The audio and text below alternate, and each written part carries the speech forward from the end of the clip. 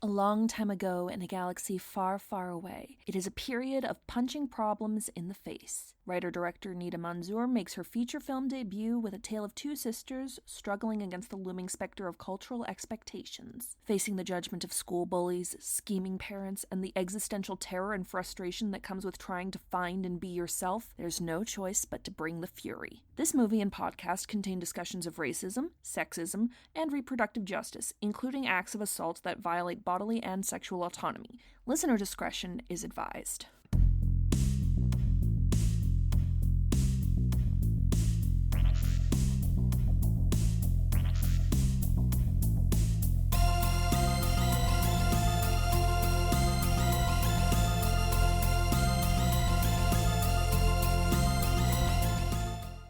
Hello there, and welcome back to 6 Degrees of Star Wars, the podcast where we explore all the ways that George Lucas's flagship franchise surrounds us, binds us, and penetrates us in the landscape of cinema. I'm your host, Sam Marchioni. Joining me today is Jasmine Garcia.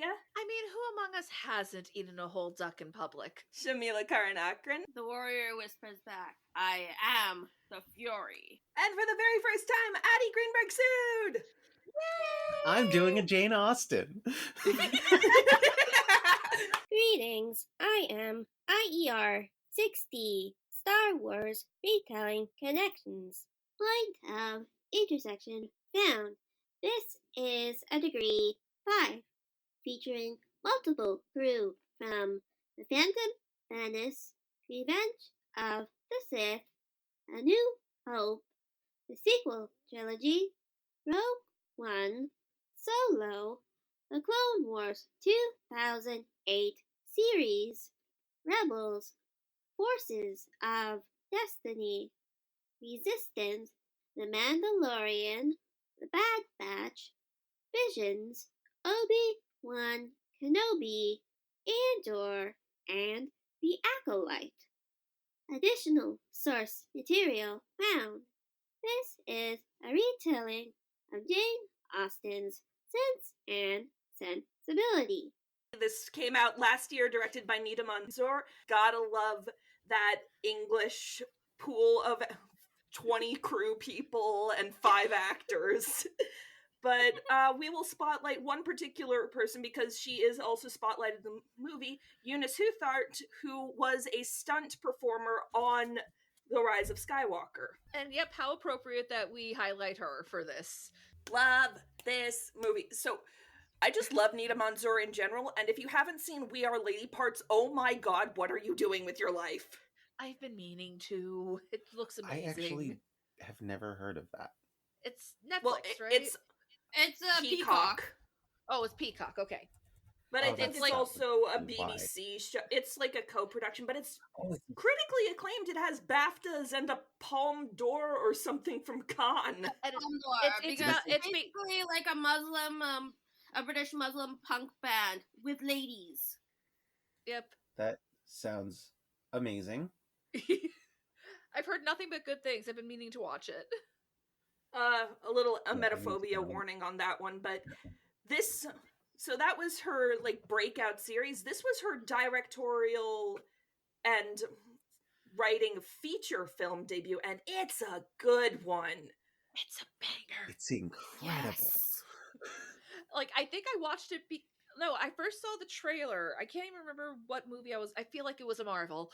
Ha. Nah. And I was immediately just like, oh my god, this looks incredible. Oh wait, no, I saw it on YouTube. It just happened to pop up on YouTube for some reason, and I was just like, oh my god, I need to see this immediately. Because And then it was in almost no theaters for like 2 weeks. Thank you, AMC at Disney Springs. Honestly, I first heard about Polite Society from the 6 Degrees of Star Wars Discord, and I watched. Literally, what happened was, I saw it come up there. I watched the trailer. I went, I need to see this movie. This movie needs to be in my life.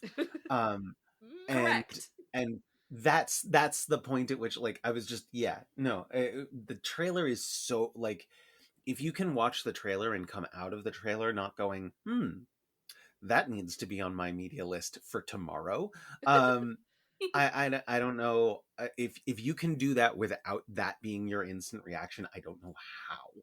I don't trust you, honestly. Yeah. I don't trust your judgment. Rita Aria was in 2 majorly feminist-heavy themed movies in 2023, and the wrong one got all the attention. Yes. Listen, Oh my God. I love Barbie, but yeah, you're right. You're right. As for me, like, the trailer immediately came to my attention because my friend Nesha on Tumblr, she immediately added me saying, "Have you seen this, Shami?" This is very Shami coded. Yes, but this was a whole saga just to see because, yeah, everyone on the Discord knows. The day I was supposed to see it, I got food poisoning and was rushed to the hospital. Yeah, and I was in the hospital for like 3 or 4 days before I was finally discharged. And for a second, we thought that I wasn't gonna make it, but then Jazz came to the rescue. I try. Are we absolutely sure that you weren't drugged by some creepy, perfect-looking doctor who wanted to use your womb for his own ends? How Thankfully, strong no. would you say, on a scale of 1 to 10, how strong is your womb? Well, I have an ovarian cyst, so not very. Fair enough. Reproductive health is very important, and please make sure you are getting the care that you need to. Yes. Get your ultrasound when you can. Oh God. Also, I hate to do this to you again, Sam, but I am once again going to be connecting a movie about sisters to a certain other movie about sisters we have covered together. I'll allow it. Because let's be real, this also has a bit of the Frozen formula, just a teensy little bit when you think about it. Oh, see, I thought you were about to invoke Lilo and Stitch. It has much more Lilo and Stitch energy to me. Absolutely. It does. Oh, I agree. Oh, it definitely has Lilo and Stitch energy. What if I brought up Lilo and Stitch, though? If Even Lilo though I and definitely... Stitch were combined into a single person who practiced martial arts and gave absolutely Oh my God, no yep, shits. yep. Rhea does have the You're rabbit not wrong. energy. So here's what I said when I was watching it, because Ilana brought up, as soon as Rhea is trying to break into the mansion and she throws a grappling hook, and Ilana is like, where is she getting all of these things? And I was like, obviously the Acme Corporation, because this is Desi Bollywood movie meets without enough musicals. My auntie would be very, very upset, but she would be like, it's boring, what is going on? They're not, where's the singing? But the and the answer is in the 3rd act. Right. but it is a Bollywood film meets a Jackie Chan action comedy meets Looney Tunes, and it's perfect. Rhea was originally going to be a plaintiff on Coyote's lawsuit. I hate to be political, but release Coyote versus Acme! And Nita herself, when she was describing the parts of the film as this joyful kung fu Bollywood epic, and she said she drew inspiration from spaghetti westerns, All About Eve, like the Hollywood kung fu films, and the works of Yuen Wu-ping. And other influences include the 2002 adaptation of Dead Deaths, which we will reference later, Jane Austen novels, The Matrix, Get Out, and Mira Nair and Deepa Mehta films, with a touch of early Edgar Wright. It's just, oh my God, I definitely see the Edgar I can Wright here. see that. I definitely see the Edgar I Wright. also saw like a little Soderbergh in it, like a little Ocean's 11 vibe, because like the last. I mean, there is a lot of heisting. Yes! Gotta love the heisting. Also, if I had a nickel for every time Nimra Butcha was a really controlling mother with major issues with her son who became the antagonist, I'd have 2 nickels. But this is a lot. And who faced off against the Pakistani teenager whose last name is Khan. It's all connected. And if I had a nickel for every time a handsome stranger seduced a depressed woman under false pretenses, and she had a sister who was like, you cannot marry this man after so short, again, I'd have 2 nickels. Again, like, it is weird how many sister movies remind me of Frozen these days. I don't even like Frozen enough for this. I feel like it's a lot more than 2. Oh, it probably is, but I mean, you could also argue that's Sense and Sensibility. Marianne, do not go near Willoughby. Who is Willoughby! it? Is it Willoughby who's the bad it's one? Willoughby. Yeah, Willoughby's the the bad bad one. Fucking Willoughby. Although honestly, Willoughby is at least less bad than this guy. Oh god, this fucking guy. You know what's funny is that when we were watching through the I love the way that they pull off the bait and switch in this movie. It's incredible because you sit there and for a little while you're going, okay, is Rhea overreacting? Is this a jealousy thing? And then the moment that you see him watching a movie with his head in his mother's lap, Yes. that's the point at which Alana Oh, said, God, is it's that so normal? gross. And I was like, That's no, it is hormones not. are on another No, it's level. not. Boy, moms are a plague. And I would just like to thank my dear mother for never doing this with my little brother. It wasn't that scene that really broke it for me. It's like Rahila's outfit during the wedding. I did say that her hot pink outfit with the oversized jewelry and the opera gauze was absolutely. This Barbie is Cruella de Vil, along with this Barbie is a Bond villain. Yes. Also, this Barbie thinks she's the bride. Yeah. But also, I wasn't sure if this completely applied to Muslim weddings. Technically, there's no color restriction. It varies across various countries and regions. But in Hindu weddings, like in my mom's side of the family, the bride usually wears red or any shade of bright pink instead of white. If the bride is in pink, it's meant to represent youthfulness and fresh beginnings. If she's in red, it's supposed to represent love and passion and her profound connection to the groom. You know what it also represents? Fertility. Yeah. Yeah. And the fact that Rahila is the one with the celebratory color instead of Lena raises a whole different set of red flags entirely. Especially when you consider that groom's mom is supposed to wear gold or some sort of shade of pastel. A+ line reading of I want that womb. And also, God, I love that you guys picked up on that because obviously I wouldn't have, and I really don't think Sam would have.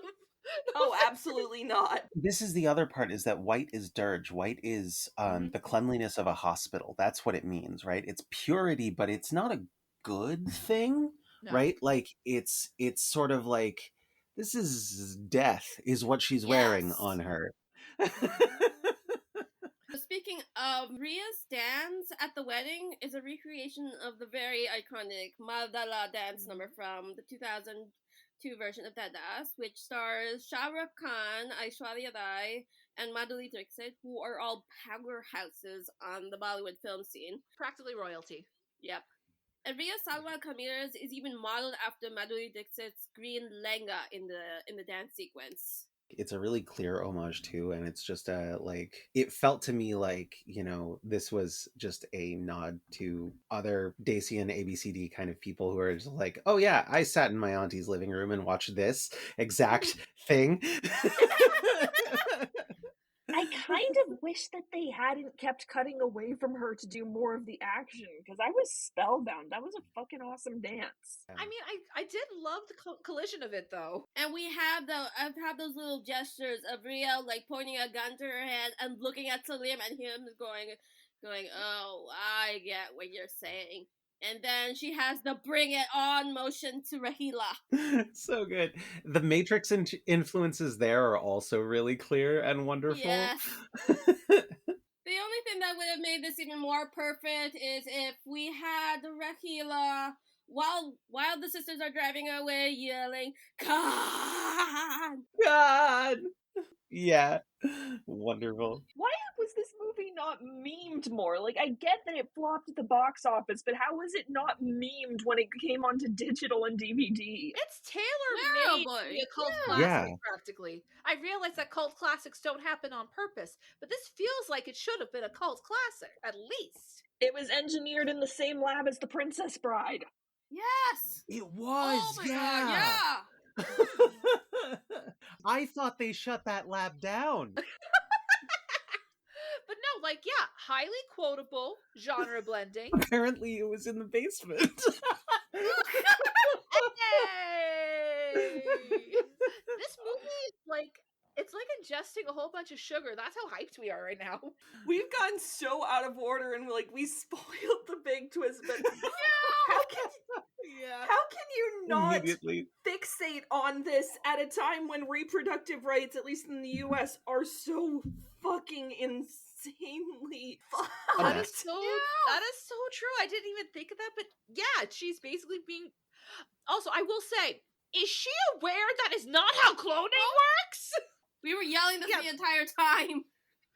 Yeah. Does she think her son is a fucking Kaminoan? Like, no, but with how she's like gassing him up, I wouldn't be surprised if he actually isn't that competent, but he thinks he is. Oh, almost certainly. Like, because if he thinks that is exactly how it's gonna work, like, he's not as good of a geneticist as he thinks he is.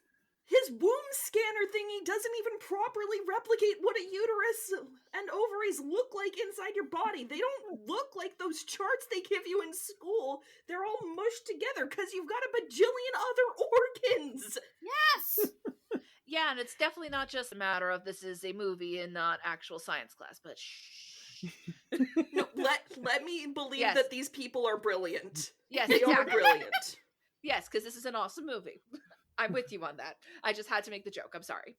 But no, it's just the whole dynamic between them. And yes, you're right. The movie does kind of gaslight you into thinking, okay, maybe she really is just crazy. And I love it when movies do that. When Yeah, so the real thing was that in the very beginning of the movie, the first couple of moments where you have when Rahila says when she first breaks into the upper rooms in the first party that they're at, and you see all the pictures on the table and whatever, and I'm sitting there going, yeah, but there's plausible deniability here, right? Like, this is something that happens. Not all boys who love like their moms are creepy. Right, and outsourcing your like the way that, oh my god, the way that Ria's dad hang on. In that Eat Soiree, were there any other guys in the young people room? No. Zero. So the fact that the waiter like took Ria's drink before she could drink it, like at least he's not going for underage girls. Yeah, least of all ones that are obviously lesbians. No, that cup was in the weird Grail shrine. So was the skin of Ria's uterus. Yeah, so fuck you, weirdo. Yeah.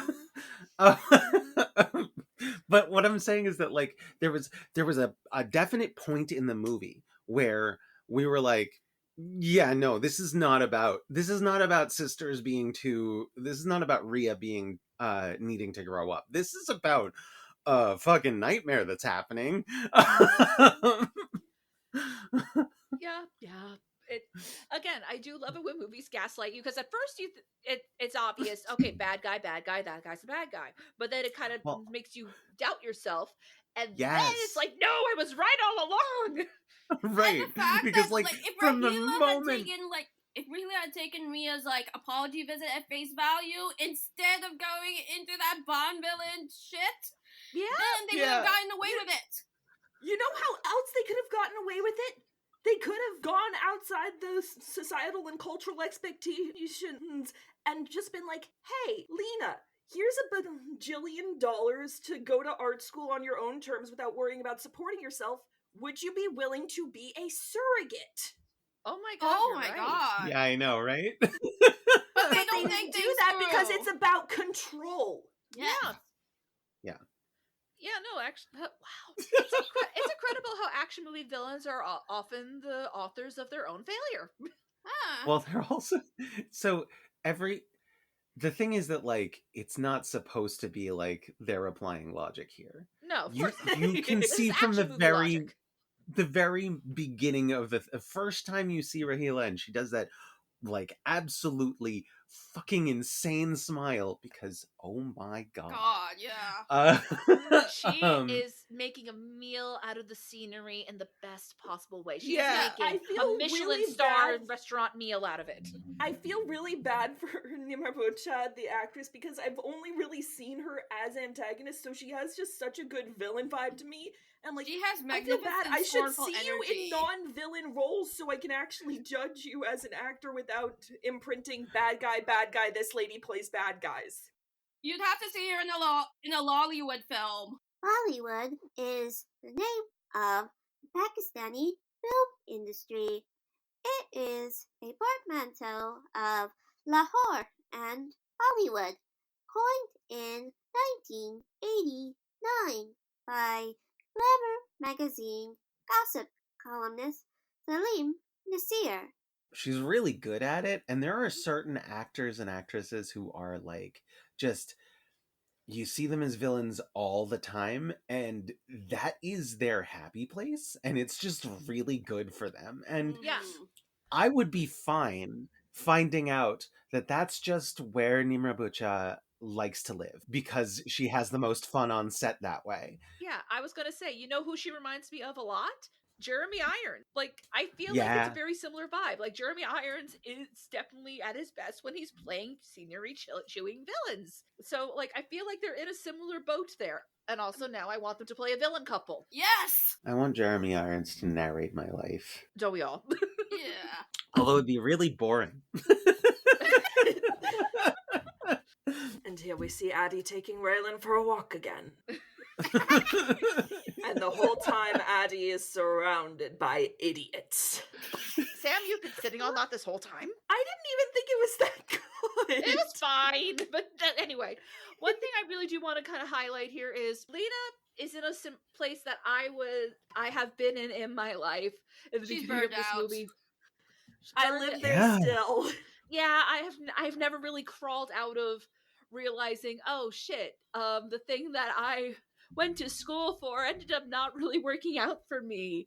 That And happened to now me I 3 don't know what the fuck I'm times. doing. It's like I saw myself very much in her. Like, she's depressed, she's burnt out, and it's just like, yeah, no wonder she was easily falling prey to this very objectively handsome guy who's saying all these lovely things. Even though he put out his own red flag. Do I seem like that much of a whipped mummy's boy to you? Yes! Yes! Absolutely! I also, it should have been a red flag, but it flies under the radar. Like, this is a yellow flag when he goes, you know, maybe it's totally okay to just be nothing. It's frustrating because it's yeah. exactly the sort of thing you want to hear when you feel like a failure. Right. And But at the same time, it's probably not what you need to hear.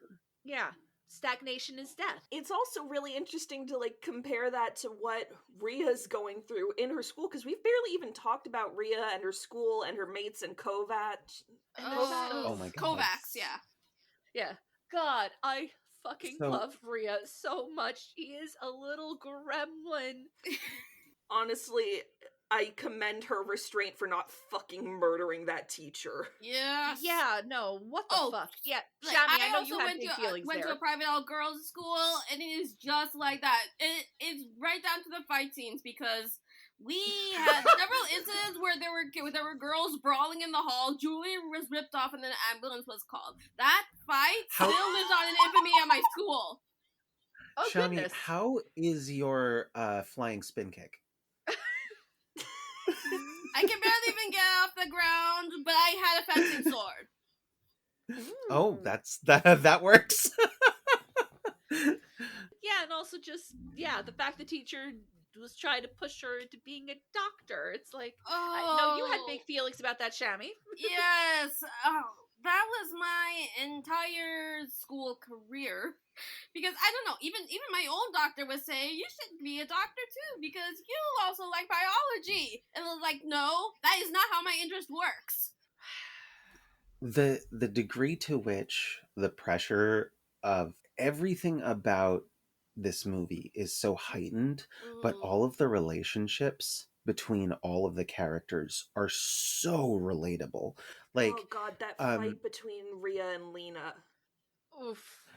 the fight between Rhea and Lena, the relationship that Rhea and Lena have before that is so siblings.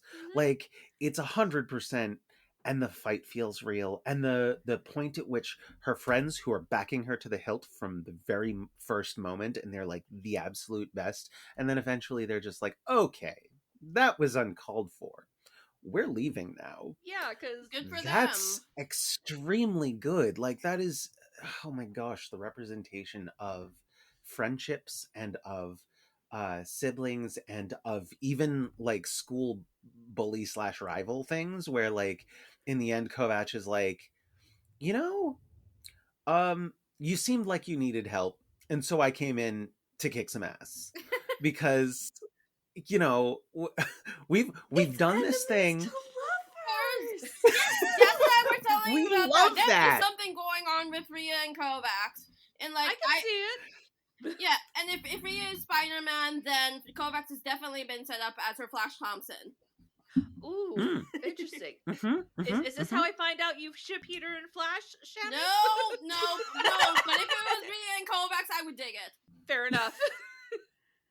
I love Kovac driving the car. She's so scared. She's so anxious. She's like, my dad's gonna kill me. I love, once again, I am gonna praise a movie for letting your main girl be an absolute mess. I mean, both of their main girls being absolute messes. I love that it lets them be that. And I love that they let Rhea be angry and like let her get to that very low point and still be right. That's really neat.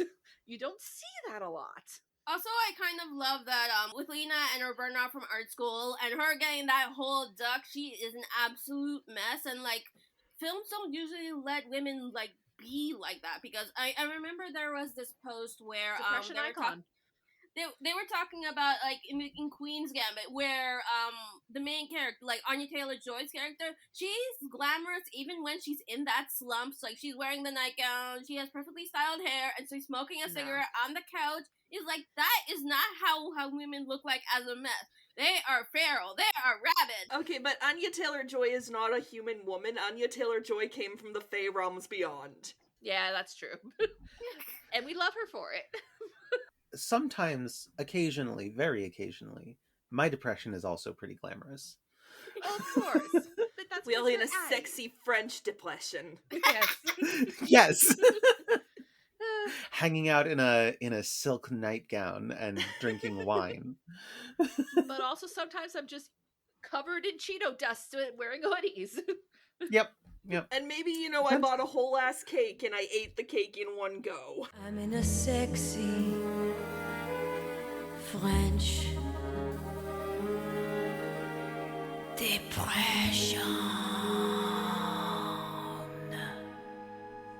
And yeah, that makes Rhea's the thing in the entire movie. Especially when she got caught by the aunties. Oh, yeah. Even I know that's a dangerous place to be. Oh, I Lena was got going- caught by the aunties. Yeah. Yes. Because you said Rhea got caught by the aunties, and suddenly, like, are you talking about the part when she and Lena are escaping and they're, like, surrounded by the women who are going, shame on you? I'm like, oh, you bitches have no idea. And Lena takes her earrings off. Yes! Yep. That's when you know shit's Yes. gonna go down. It's like the moment in Birds of Prey when in the middle of a fight scene she's like, hair tie? It's one of those like, thank you so much. Thank you. As somebody who has voluminous hair. For those of you who can't see, I just flipped mine. Mhm. And the fact that they're fighting in that heavy fucking clothing. But it looks It's so Oh, gorgeous. It looks so cool. Yeah. Every move has the sweep. That was the reason why Alana originally was saying it had a little bit of wuxia. Was she in the Yeah. commercial? Oh, You saw the Definitely. jump with the paws in the air as she's coming down on her knee, and I was just like, maybe. But once you were actually watching the movie, it's a Western action martial arts film. It's a kung fu movie. It's not really wuxia, but it's It's so good. Yeah, and my friend Bo, like, she's a hijabi med student, and she was also my sensitivity reader for my publication on Muslim women in comics. She was yelling in all caps the entire time Rhea and Lena were fighting. In traditional salwar kameezes, they're the ones specifically designed to float around during fast movement and spinning. The entire time she was going, do you know how heavy those dresses are? And the jewelry? Even if it's costume jewelry? Yep. And to do all those crazy stunts with the necklaces and earrings flying around and smacking you. Do you know how much that hurts? That's not even mentioning how itchy and scratchy the clothing are, no matter how pretty they are. Also, as someone who has worn the full sari and costume jewelry getup for all three of my cousin's weddings, I can completely confirm all of that. I have done that too for 2 weddings. And yeah, I can confirm as well. Oh my god. But yeah, and just the fact that you know things are bad when it seems like on the outside Lena's being all put together, and it's just so it's like, no, this is just her going from one bad place to another bad place. Like, she's rushing into this because it's probably the first time she's felt any sort of dopamine in a long ass time. And even that, like, we see her taking a smoke before Alba and Clara come in with the tea. Like, she's not as perfect as she's trying to be, and that's like a good signal that shit's going right. Yeah, and just the fact that he is immediately taking her to Shanghai away from her family. Singapore. Yeah, sorry. Immediately taking her to Singapore away from her family. Yeah, no. Red flag. Funnily enough, the Singapore bit makes sense in hindsight because before, Nita and her siblings grew up in London, they were raised in Singapore. So that is a complete shout out to the Mazur siblings. Oh, I thought it would have been because, like, there's medical laws or something in Singapore that they were trying to take advantage of. You can see it as look up medical law in other countries. Yeah. I probably should, but I don't. No, I feel like it's a little bit of both. Like, outside of the movie context, it is a shout out, and inside of the movie context, it is clearly to take her away from her people. Yep. To isolate her so that she becomes Yep, it's not good. It's not a good situation. And we have, even though we've talked about what a perfect action villain Nahila is, we haven't really gotten into, like, the whole reason she is like this. I find her motivation really fascinating from just a feminist perspective, but I'm sure the layers of the culture are all add on to it, but it's just, she is one of those women. Rahila reminds me nothing so much as she does Hama from the 3rd season of Avatar: The Last Airbender. Yes. Okay. Because the discourse is going around once again about whether or not Hama did anything wrong, and the neoliberal representation of colonized people fighting back against their colonizers. And I'm like, I'm on the side of, like, the writing around Hama is bad. Okay, I just want all of fandom to just stop for a moment and remember, villains are allowed to be complex. They can have motivations that feel like personal to you, like feel real, and they can still do batshit insane things. And that is what this is. I watched this movie pretty much the day after I watched Damsel. Yeah. Oh, yes. Yes. And the thing about both of these movies is that they're touted as feminist movies, but they are about women enforcing the patriarchy on other women. As much as they are about everything else, that's a piece of the core of them. And that is something that actually legitimately happens. We don't see that much of Rhea and Lena's father. We see a lot of their mother. Mm-hmm. And the pushback they get to this is beneath you, this work is beneath you, that comes from, like, Rhea has it in that she's like, you're supposed to be an artist and artists are cool, you can't be an accountant, or what was it, secretary, you can't be a secretary, that's not cool. Meanwhile, her mother is saying, no, you can't be a secretary because you're better than that. We are an echelon of society, polite society, that you have to act like it. I mean, we also see Fatima is struggling to fit in with the other aunties. Exactly. Like, this is why I said elitism is the real enemy here. Oh, absolutely. Like, it's part of what makes her finally fighting at the end so satisfying, because she's been trying so hard to that back, and she breaks the chair over Rahila, and I was cheering for her. It's like, yes, Mrs. Khan. Actually, in both Polite Society and Damsel, there is a male character who is not really a problem, except in that he is doing exactly as told. Shout out to Akshay Khanna for being like absolutely believable as the most heinous mama's boy. Like, what's incredible is that I almost bought him as a genuinely nice boyfriend too. Like, he both that line at the same time. It's so good. Hans the could whole never. period exchange when Lino wakes up and she's like, "Oh my god, I had my period all over your bed," and he's like, "No, it's fine. I'll see about getting you some stuff." Oh, I thought there was an actual problem. It's like, oh, damn you. But then that also becomes horrifying because you realize the blood might partially be because of him fucking with her uterus. And then, like, with the strong blood, vote, and Rahila giving her those vitamins, I was like, are you sure you're not giving her fertility drugs? She's gotta be. She's gotta be giving her something like that. But yeah, exactly. Like, this is all about how women often enforce the patriarchy on younger girls. And what's fascinating about Nahila as a villain is that her whole motivation is she's jealous of what little freedoms, let's be completely real here, what little freedoms modern girls have.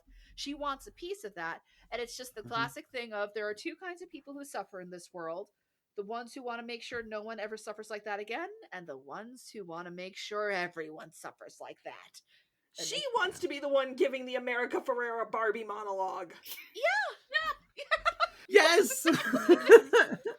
Also, I didn't bring this up earlier, but the fact that we never see Mr. Shaw, like, I was completely thinking that she did a Black Widow thing and got rid of him as soon as she was able to. Absolutely. From what's implied, that's like the one thing I'll give her. That is the one good for her I'll give her.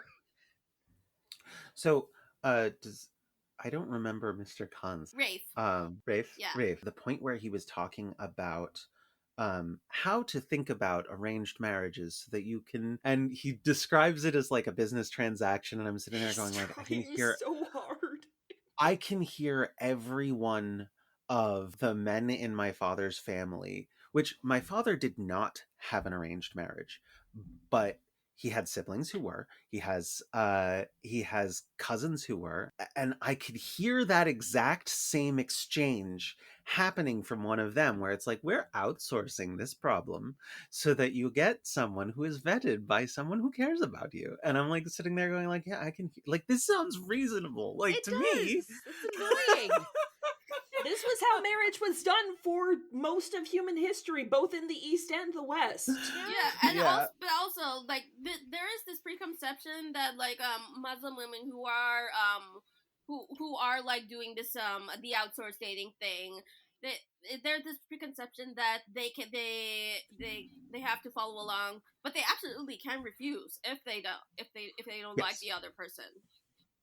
Yeah, and that's a more big than part that, of one of the main characters in Lady Parts. Like, she really wants to get married. She wants that romance thing, and she's fine with it being arranged. It's just guys are put off by her being so open and eager about what she wants.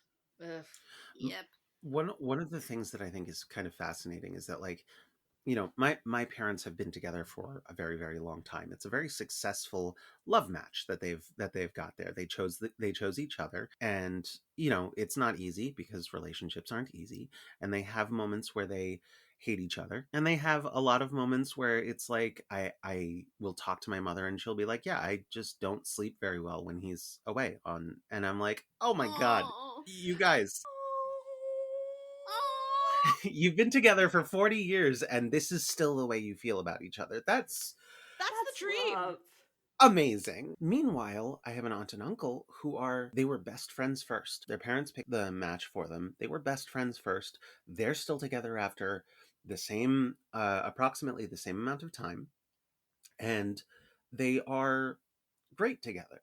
They're absolutely lovely together, and it's not that different. Like, they're supportive. They're both very, very successful people, and so, like, we in the West, we kind of tend to think about arranged marriages as being like this kind of anti-feminist thing, and really like and like a problem that we should probably go and fix these heathens. Don't but- do that shit. It's the But the thing Orientalism is of that- it all. Oh, good. Yeah, but that's the thing, is that it can work. There is a reason why. So I've told this story in public before. My parents were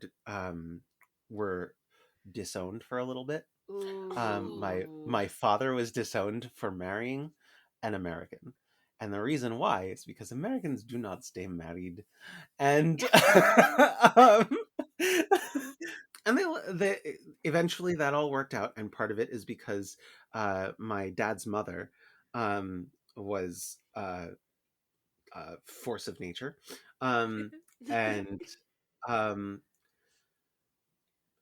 it did all work out, but there is this, like, the stereotype from the East looking West is that these matches are being made by children who do not know what it means to live an entire life with one person. I mean, they if they have are only looking lived at, like, the celebrities for who get married for like 6 months, I don't blame them. No. they have only been alive for somewhere between like 16 and 25 years.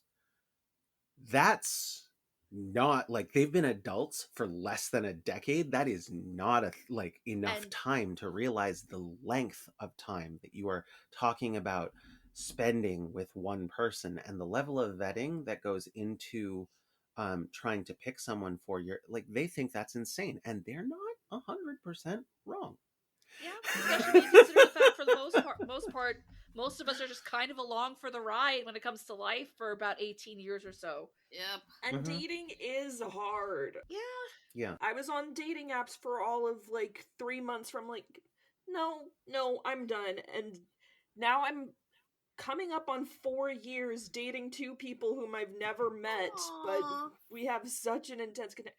I swear to God, I'm trying to get them out to Boston. I am trying. And you guys are lovely together from all I've seen. Like, maybe the lesson here is it actually does not, for the most part, does not really matter how you come to find your partner. What matters is what you do once you have them. Yes. You need to engineer long-term playdates is the thing. Like, it's fine if your parents bring you along or set up the playdate or whatever, but at the end of the day, it has to be the two of you making that connection. You've got to be determined to make it work, or it won't. Although, don't go off to Singapore with a boyfriend of 1 month. God, no, please. That Immediately is marrying really him. Just specific. don't do Do that. not Just, Marry somebody after a month. just don't do it. You can't marry someone you've just met. Which just circles back to, like, more questions about, like, how old was Lena supposed to be that they, like, thought they had She to was use her uterus right fucking now? I mean, there's a lot of misconceptions regarding fertility. I know. Yeah. And a geneticist should know that, but again, we're pretty sure Salim is not a good one. Yeah. Yep. She had just dropped out of college, so I assume somewhere between like 19 and 22. Yeah. But yeah, there's definitely this misconception that, I mean, yes, there's only a certain amount of time that those who are AFAB are fertile, but It varies. Yeah, from but it's not person. nearly as short as people think it is. Oh wow, she's 35. Rita Aria looks great. Wild. Would not have guessed that. Oh. I mean, I shouldn't be surprised given that she's supposed to be around 30 in Umbrella Academy, but Yeah. True. she looks great. She's so good in Umbrella Academy. I'm sorry. I'm glad she's getting all these really great roles in like these big blockbuster TV shows and films, but also getting into this little Yeah, and she keeps like I love this getting little these movie. great works with Nita because they worked together on Doctor Who, and they did the original short film that We Are Lady Parts is based on. Like Ritu actually plays Cyrus' character in there. You know who now I want to see Nita Manzoor work with, possibly bringing back Priya Kamsara and Ritu Arya again? Amar Chadha Patel. Yes! He would be perfect for her vibe. I don't hate it. I like it a lot, actually. But this is just such a zany fucking cartoon of a movie. And that's really the main thing I love about it. I love it when you can somehow make a live action cartoon work. Because that is not an easy thing to do. Especially with all the very obvious wire work. That reminded me so much of like these old weird like Tamil movies from the 70s that my parents watched. Mm-hmm. I don't think there's anything wrong with wire work being obvious as long as it looks fucking amazing. Exactly. There's nothing wrong with being able to know how the magic is working as long as it's entertaining. And this is very much entertaining. And I also love, again, how we kind of go back to letting the girls be messy at the end of their big fight. They're just chowing down on those burgers. Those burgers look fucking better than the one from the menu. Yes! That's how fucking saying a good lot. those burgers look. Also, I'm hoping that was a halal diner because I was going throughout this movie saying, okay, well, if they're serving alcohol, maybe it's not an alcoholic. I'm actually really glad for like movies like Crouching Tiger, Hidden Dragon for introducing the West to, yes, it's obvious wire work. Shut up and enjoy it. Yes. like That's really it. Like, for all of the deep themes we're talking about, at the end of the day, this is just a fun fucking movie. And that's, yeah. I love it when you can have deep messages in these movies, but at the end of the day, they still need to be entertaining, and this has the entertainment in spades. Every second. When the camera stopped rolling, though, I think Alba and Clara might be entitled to financial compensation. Yes. Yeah. Alba especially was the most cartoonish character, I think, of everybody in the thing, just because of how she kept hitting some of the jokes, like her whole heavy flow thing. But also, like, she had to see how many old man dicks. And she was all coaching about Rio through that really hilarious swagger through the locker room. Like Jasmine Mulan vibes. Tickling through that. I think Alba may need to re-examine her gender identity at some point. Yeah, probably. I feel like... But, and you could still be boy crazy, Alba. It's okay. Sometimes I sit there and I watch somebody's performance and I go, yeah, she was trying to make everybody in the crew break. And I think she probably succeeded. Oh god, we have to see the bloopers. And I'm fascinated by Clara as a character because on the one hand, she's arguably the calmest of them all, but then she has like those little outbursts where it's just she's like... just as unhinged. Yeah, she's just... Oh, yeah. She just has a tighter grip on it, I guess. And I find that really interesting. Like, yeah, the other part is that given how heightened everybody else is, her trying to just like keep it all under wraps feels like how I am with my ADHD, where I like so much masking. I'm among everybody else, and I just been like, yeah, okay, I think that's it. I think she weird. might be Don't say masking a bit anything there. weird. Okay, so are all of them autistic, or is just Clara autistic? No, I think they're all a little bit, at least on the neurodivergent they're all neurodivergent spectrum. That's what we're going And also, it should be noted she is the one black girl in her friend group, and yeah. I'm sure that impacts it to a certain degree as well. Yeah, I mean, I think they're all cartoon characters. She's not the only one at the end of the movie. Well, no, she's not. Yeah. But also, I do love that how Kovacs has all these different hairstyles. Like we do have. Yeah. We do have I don't know if it's cornrows or snatch braids at the end, like at the end of the third act. Well, they looked great. So did that tracksuit. I want that tracksuit. Yes. Yep. And she looks badass beating mob. people up in it too. There is one thing that I love. It's like the costume designer, PC Williams. She made those school uniforms as unsexy as possible. Because she said, Yes. this is a school Thank uniform God. for kids going to school. This is not your fetish fuel, guys. Go get out. Exactly. And the fact that even their hair accessories have to be red, that's such a nice little touch. Yeah. You know, since this is such a madcap and wacky thing, my brain is suddenly like, I'm trying to decide which of these actors I want to see in a Muppet movie, and honestly, yes. That is All my of answer, them. yes. Yes. Yeah. Yes. Oh my god, they'd have such a good time with Miss Piggy. Yes! They did. Yeah, just do a karate fight sequence. If this movie had been more successful and we still had like a regular Muppet show, they would absolutely have an episode where they all just come on and oh my god, I want Cue it the now. interstitial going Shaw versus Piggy. Ooh. Oh boy. What else can be said about this? This is just an amazing. It's hard to really is hard to talk about a comedy that works. Well, considering that we do have like Lena saying she's being undecided about whether she wants to go back to art school. Like I did see her pivoting towards a different career, like graphic design for filmmaking. Especially with those Or interstitials. production design. Yeah, with those interstitials, with all the chapters and all like the fight sequences, that reads as Lena turning her painting into graphic. True, but you know what? Or she could be a cinematographer. Yes. Yeah, because she helps Rhea so much. But you know, I'm kind of glad they didn't come up with the decisive ending for her there. Yeah, I sometimes like it's that just they good left to it let her open ended. be. Yeah. Because, you know, your happy ending I doesn't like- necessarily have to include you figuring it all out right away. Sometimes just... I like the fact that in the end it's just, I'm going to mull. Yes.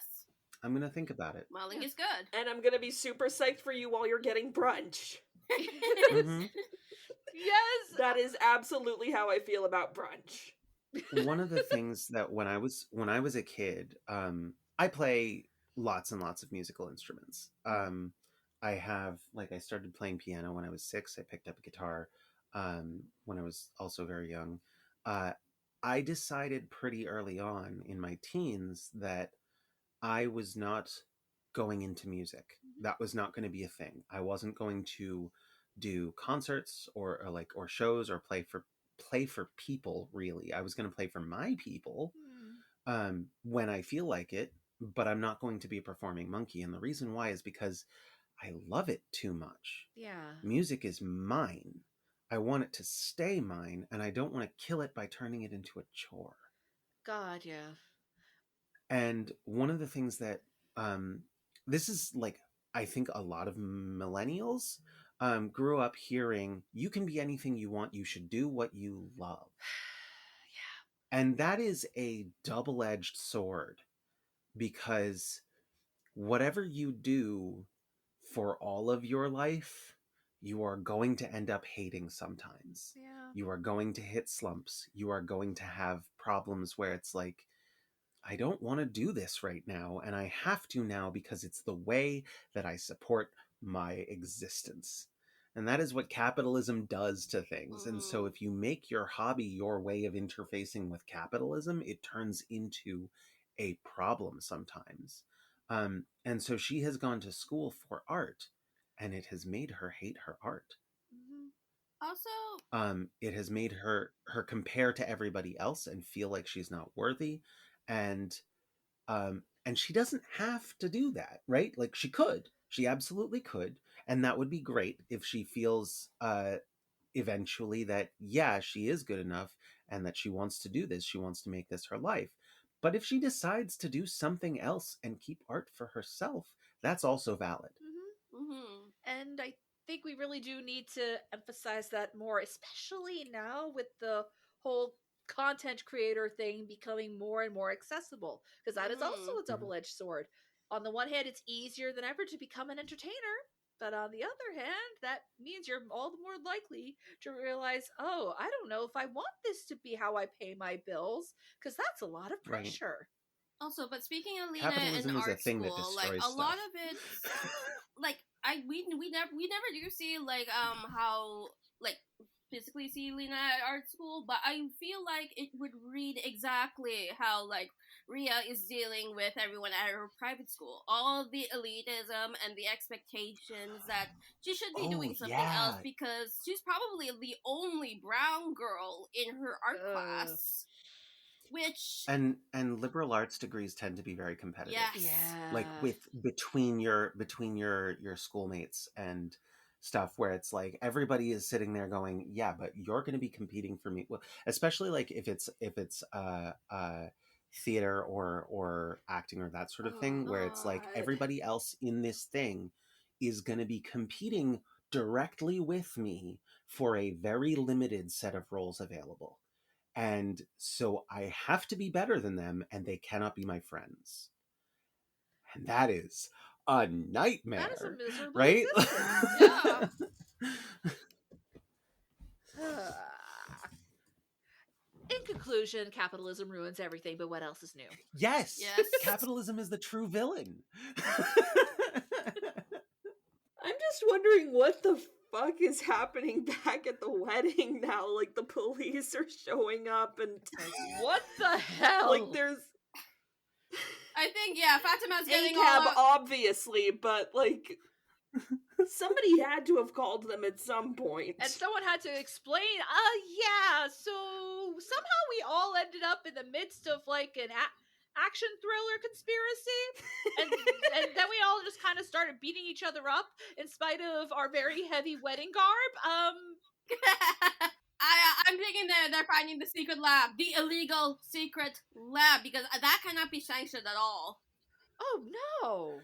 100% During the fight scene not. between the sisters in the house, Ilana turns to me and she goes, is this all happening in reality, or did they really just destroy that door and break every piece of glass think in it was 2 rooms? And I was metaphorical. like, and I said, you can believe what you want, but I choose to believe this is all exactly how it happened. This is how it went down. Because sisters And brawl. this is a Marvel humans are stronger than regular humans kind of situation, where this universe, everyone is that insane. And that is like, this is just Tuesday, right? Like, oh, the upstairs is wrecked. That's fine. As soon as the episode is over, we'll reset the house. But yeah, no, you could definitely read this as, no, this is all happening inside Rhea's head. Absolutely, because this is just how Yeah. she sees the world. But Mm-hmm. on the other hand, it's way more fun to be like, no, this is just a heightened reality. This is just how it is. Yep. This is just the world Yep. of the film. Yep. It's a lot more and fun everyone for me. is secret martial arts expert, including the evil matriarch who's about to face off with Rhea. That is very Scott Pilgrim. The fact that Rhea that Yeah. Rahila said that she and Rhea weren't so different, it made me think that she was like Rhea when she was younger, because she is very good at martial arts, like arguably even better than Fatima. I like that think theory. also, so I in my brain I was just like, oh yeah, she's the final boss. Of course she's like brilliant and all of and I this mean, stuff. the We're Not So Different, You and I. There's a whole page on TV tropes about it because that's just a typical Yeah. action villain line. Tropes are tropes for Yeah. a reason. But this movie's so good, I'll forgive the cliche. It's so good. Everywhere that it employs a cliche like that is always like scalpel precision. This was made to like heighten enjoyment of this scene. Yes. Like, yeah, like, Like, no, this should be here. Rhea's just so Yeah. trope aware that she hears that and she goes, nope! Oh, I'm surprised she didn't roll her eyes, because, yeah, she's probably heard that dozens of times. It's like, did you really think that was going to work on me? Really? Really? I've actually watched movies that have come out since 1999. If no one's used that in a fan fiction, I'm going to be so mad. Actually, there's hardly any Polite There's Society only fan 3 fiction. of them, That and is one a is a crime. crossover with Umbrella Academy. Well, this movie was, like I said, this movie was only in theaters for like 3 weeks and it only made like 2.7 million. Crime! Ugh. it was under exposed. And the thing is that like this is not the first. So I recently watched Black Widow. Mm-hmm. From the MCU. Yep. And I apologize for the slight diversion here, but You're fine. same problem. It's a very good movie Mm-hmm. that they did not advertise at all. And so very few people, even the super MCU fans, have seen it. And I'm like, I finished watching it and I said, this is on par with Iron Man 1. Like, holy cow. This is a good film. Honestly, you could probably pair Black Widow with this movie because it's Ooh. kind of got similar vibes. Similar if you're like themes. curating a women doing violence good for her film festival. Now I want to hear Rhea in the middle of a fight scene after she's like fallen down at one point go, this is not a cool way to die. Honestly, if this movie had done better, I would love to see some sequels. I bet you could do a lot of fun Oh, God, stuff with yeah. sequels. Oh yeah. Or even like an anthology series set in the same verse. I'd be open to that, but I kind of want to see these characters again. Crossover with We Are Lady Parts when? Ooh. I like that. I like that a lot. We were also talking about, like, this is also what happened to A Wrinkle in Time, and it's Yep. what happened to the Marvels. Ugh. I Mhm. wonder what the main factor is. You know why. Also watch Miss Marvel. Everyone should watch Miss Yes. Marvel. Obviously. The Miss show. Marvel's It's great. So good. Oh my god, Iman Vellani should work with Nita Manzoor. Yes! I would love to see He that. has a vibe. Oh my god, can you imagine if we got Iman Vellani and Priya Kansara in a thing together? The I- crossover with Miss Marvel when? I was gonna say, like, I feel like Rhea and Kamala would be such good friends. They would vibe so well. Rhea would be like, oh, you have superpowers, that's so cool! I mean, no disrespect to Haley Steinfeld or anything, but if we switched it up so that Kate Bishop was now just played by Priya Kansara, I wouldn't complain. Absolutely. Oh, I think we broke Addie's brain. No, Shami, back me up here.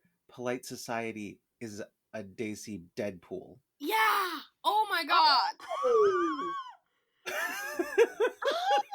So big brained. Okay, that's it. We need to figure out how to get Polite Society into the MCU. It is imperative. But also, let's not do that because I I know. I don't want to subject anybody in this movie to fucking Bob Iger. Obviously not. No, fair but enough. I will Fair enough. write. I need somebody to write this fan fiction now, please. This is a very good for her movie. Like, this is the kind of good for her movie we need, where, like, there's nothing wrong with questionable or complex good for her movies, but at the same time, this is an unambiguous good for her movie. This is unambiguous. Replace Yeah. Midsommar with this, because Midsommar is not a good for her movie, and I'm tired of people saying it is. Forget girl bosses. This is the year of girl failures. Hey, yes. Thank you. This is the movie where the girl failure defeats the girl boss. Yes. So great. Yes. Yes.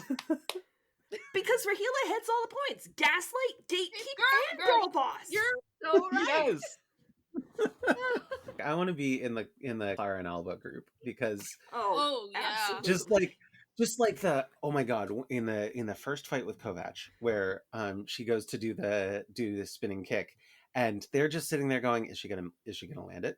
I think she's gonna land it. It's gonna be fine. It's gonna be great. Oh, to be in You that know? peanut gallery. Oh, but it makes it all the And better the when bit- it finally does. And the bit Yeah. where they're pressing the button. Just like, press the button. I'm pressing the button. Sing the button. And the whole chloroform, Look, I am the whole chloroform pressing bit. it. When I don't know they're what trying to to do do with the my peanut, voice laughing around. I would listen to a podcast of just the two of them, or like a riff tracks or an MST3K thing. Ooh, that'd be interesting. Yeah, no, I'd love to see all four of them, maybe with the occasional appearance from Lena where they're just riffing action movies. That would actually be Yes. so much fun. How are we coming up with all these spin-offs? Because this is a good movie that inspires creativity. And we want to see these people. And the thing is that like a lot of the drive, at least for me, for fan fiction and spin-off like Yeah. just brainworms, is I just want to see more of these people doing stuff. And so yeah, I want fan fiction of this, and everybody who's a better writer than me, please do it. Or everybody with more spoons than me, because I'm a decent Yeah. writer, but I often do not have the spoons to actually write. My imagination is too fertile for my spoons, unfortunately. Just My don't AO3 do is it by full of- putting prompts into ChatGPT, okay? Oh, Yeah, don't do that. Honestly, I'm Fuck pretty that. sure that's how Salim wrote his dissertation or whatever it is you'd have to do to become an MD. I know My this was AO3 is full pre-AI of becoming a first big chapters. thing, but at the same time, that absolutely feels like Salim's brand. Yeah. Because, I mean, he spits out that generic stuff about, like, why he likes Lena and wants to marry her. Like, she's kind and generous, and Rhea's like, bullshit. Right? And then at the wedding, the You are best not thing he can think kind. of You're to, an artist. the best thing he can think of to appeal to her at the wedding is, your womb is incredible. And isn't that so typical though? But it I does do love lead that to a sick burn. Yeah. Yes. She dig stomps him. As he deserves. She's in the surprisingly average dick. Oh, the number of times that she turns around and goes and kicks him again, and I'm like, Rhea has to, like, literally drag her away. Atta girl, Lena. You know what? I'll Yeah. date you, Lena. It's okay. We can be disaster artists together. No, that's a different movie. We don't. Sorry. But no, adding Lena to the list of people I sing Treat You Better about, even though I don't even like that song very much. God, I am revved up now. This is a movie that revs you up. It gets you going. It's like you want an excuse to beat somebody up afterwards. This is simultaneously a return to childhood and a love letter to all the weird, all desi kids out there. And even if it takes you 10 years to revisit a passion project that you put away for whatever reason, like Nina Manzoor did, don't be afraid to let your creativity fly when you finally get to that point. Aww. That's beautiful. That's so lovely. Good message. A+. I don't think that we need to ask, given the tone, but is the Force with it? Hell Absolutely. I think it brings balance to the Force. Ooh. You're cheeky, and I get that you're trying to subvert the idea that only a Sith deals in absolutes. We'll take it. But I will bring you into the dark side, yeah, Addie. It is unanimous, the Force is with it. I love democracy. Who has Pluggables? Addie has Pluggables? I do. So Worlds Elsewhere is in April, revisiting the world of Connor Duffy's Musica Universalis. And this time we'll be playing a brand new module run and written by our own Sam Marchioni. And I will be in it, and Jasmine will be in it, and it's gonna be amazing. And so yes, look forward to it. It's gonna be on 420. Blaze it. Please do not show up to our stream high. Yeah, no, we will not. Wait until we're done. I've changed my Tumblr name. I am no longer Esfar Karuna. I am now the Online Muse, where you can find me for all your listicles and graphics. And of course, I have the sibling podcast that we ended up bringing up in this episode. In each retelling, the podcast where we explore all the ways old tales are made new. You can find us wherever your pods are cast, and you can follow us on Twitter at IER Podcast. And you can follow me on Twitter, Tumblr, TikTok, and Blue Sky now at Faye Riviera. I will probably be making a Blue Sky for NH retelling as well, so keep an eye out for that. And yes, very excited for Musica Universalis 2. I cannot wait for you guys to see who I'm playing. Also, make sure to visit our blogs to feed Ire their data chips. They work very hard. Good little droid baby. They are best droid. As for me, I will ask that you keep the spirit of Star Wars alive by supporting artists through the Entertainment Community Fund, and by taking action to support anti-imperial and anti-colonial movements across the globe, partially by using links provided below, and by taking action in your community. And you can find me on the wider internet as La Femme Fictionale, including on YouTube, Twitter, and Tumblr, where you can also find the blog for this show. Our theme music is provided by Refractory Period, the two girls' one-beat synth-pop sensation. You can follow them on Instagram at Refractory Period the band. To further support this podcast, please subscribe to us on your platform of choice, leave reviews, consider joining Patreon, and share with your friends to boost our visibility. And now it's time to turn to the Chance Cube to decide where our journey takes us next.